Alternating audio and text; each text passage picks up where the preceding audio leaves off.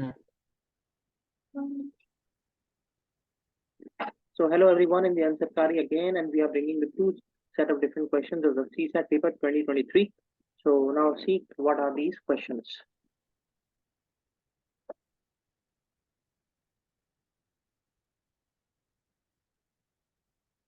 Oshik, Hello. you kindly unmute. Yes. Hi, Evan. So we will continue with the question number 38 and 39. This is logical reasoning question. तो इसका answer होता है, कैसे करते हैं इसको। पहले हर एक स्टेटमेंट को जानना होता है, and then only it is easier to solve.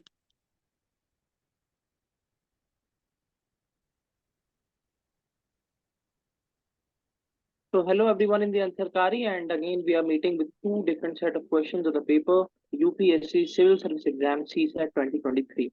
So now Oshik, please explain the question number 38 and 39. So in the question number 38, this question can be solved by a simple use of sticks. Sticks use करना होता है basically, and connection between the A and P and every other letters. सबका दिया हुआ है कि कौन किससे बड़ा है, और आपको बस मैनेज करना है, मैचिंग करना है, तो आपका आंसर निकल सकता है। तो क्वेश्चन पहले पढ़िए, आप प्रवेश बताएंगे इसमें। ए इज ओल्डर देन बी लिखा हुआ है, तो इसको ऐसे लिख सकते हैं। So Oshik, rather than doing this mechanism, what we can do is हम हम्म। ये देख लेते हैं हम्म। कि how many characters we have. For an example, A, B, C, D, E, F. So we have in total 6 characters. So hmm. now we are making 6 steps. Let's मतलब एक आप CD बना दो, 6 स्लैश डाल दो आप एक के नीचे एक रफ पेपर पे। हाँ, वो कर सकते हैं। पहले मैं इसको इसको जो ये लिखा हुआ है ना, ये तो बेसिकली अल्फाबेटिकल और वर्ड्स के हिसाब से लिखा हुआ है। We can use this in a very simplistic manner, ताकि आसान हो जाए समझने में। इसलिए मैं A is older than B को ऐसे रिप्रेजेंट कर दिया, सिंबल के फॉर्म में। सिंबल के फॉर्म ठीक में है। सर, ठीक है। तो C and D are of same age age, तो सी इक्वल टू डी कर सकते हैं। फिर E is younger, E is youngest है बेसिकली। यंगेस्ट है, हाँ, यंगेस्ट। तो इसको यार रख सकते हैं पीछे में। F is younger than D, तो basically D is older than F, ऐसे लिख सकते हैं। एफ हाँ इज ओल्डर देन ए, ऐसे हो। अब ऐसे हम लोग लिख सकते हैं, एफ को अगर यहाँ लिखेंगे तो F is older then A and younger than D. ये सही बात है, दोनों को ले लिया। सही बात है। फिर हम लोग ए और बी हो जाता है, और फिर C an equal to D हो जाता है, सी इक्वल टू डी हो गया बेसिकली। ऐसे भी लिख सकते हैं। अब लिखा हुआ है कि ई यंगेस्ट है, तो ई यहाँ पर आएगा, है ना, क्योंकि ये हाँ सही बात। यहाँ पर है, तो यंगेस्ट यहाँ पर आ जाएगा। अब यहाँ पर लिखा हुआ ए इज ग्रेटर देन बी, तो ए इज ग्रेटर देन बी। एक और बस कंडीशन बचा है, तो ए इज ग्रेटर देन बी, तो सेकंड यंगेस्ट बी। हाँ, सेकंड यंगेस्ट बी हो जाए, क्योंकि ऑलरेडी दिया हुआ है कि ई इज यंगेस्ट, तो इसका मतलब बी इज ग्रेटर देन ई हो गए, तो ये सेटिस्फाइड होना चाहिए। सही बात है। तो ठीक है। क्वेश्चन में क्या दिया हुआ है, क्वेश्चन में दिया हुआ है हाउ मेनी स्टेटमेंट, कौन सा स्टेटमेंट, एंड अबव स्टेटमेंट। ये हो गया करीब करीब 5 स्टेटमेंट। तो इसमें से how many statement given above are required to determine the oldest person. आपको डिटरमाइन करना है ओल्डेस्ट पर्सन।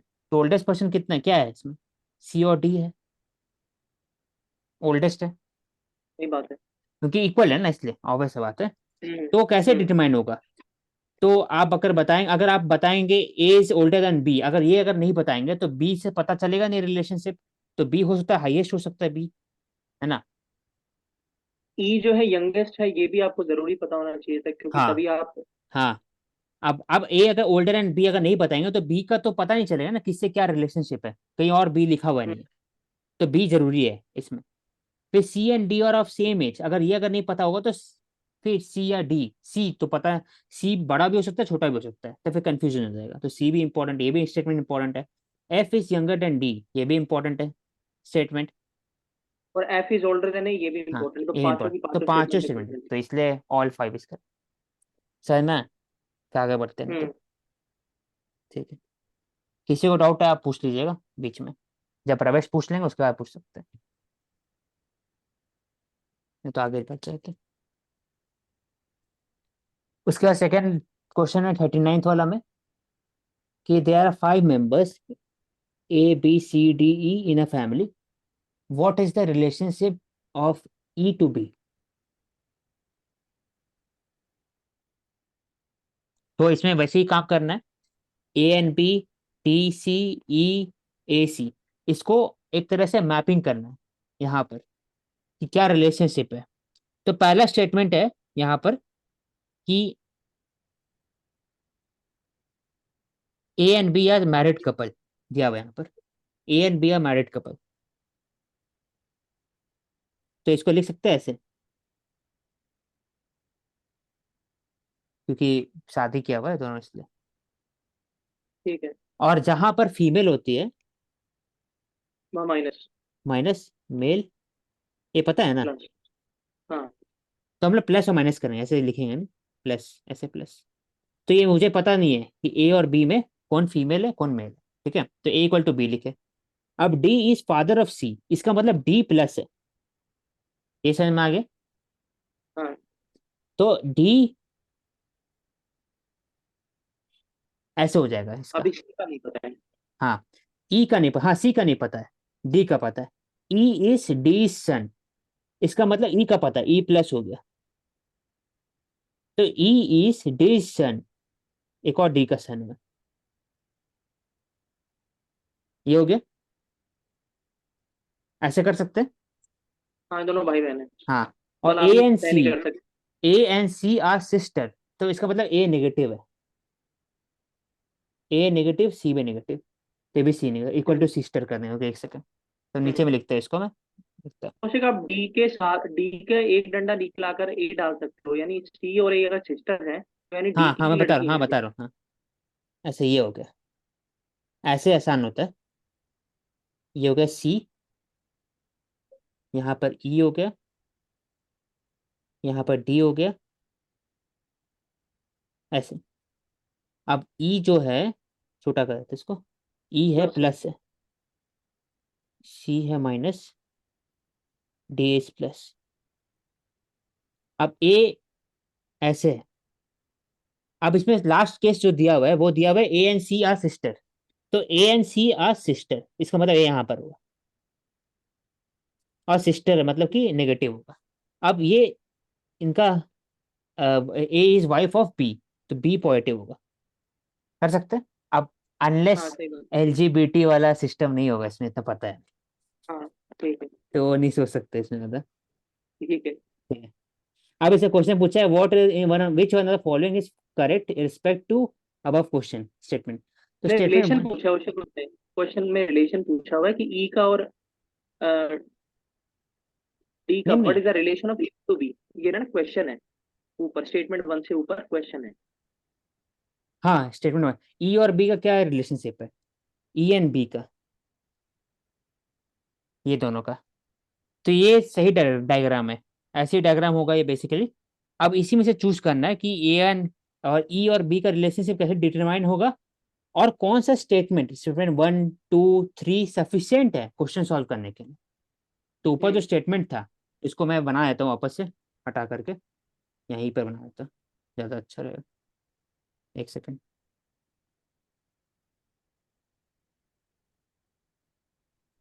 ऐसे दिक्कत हो जाएगा नहीं तो।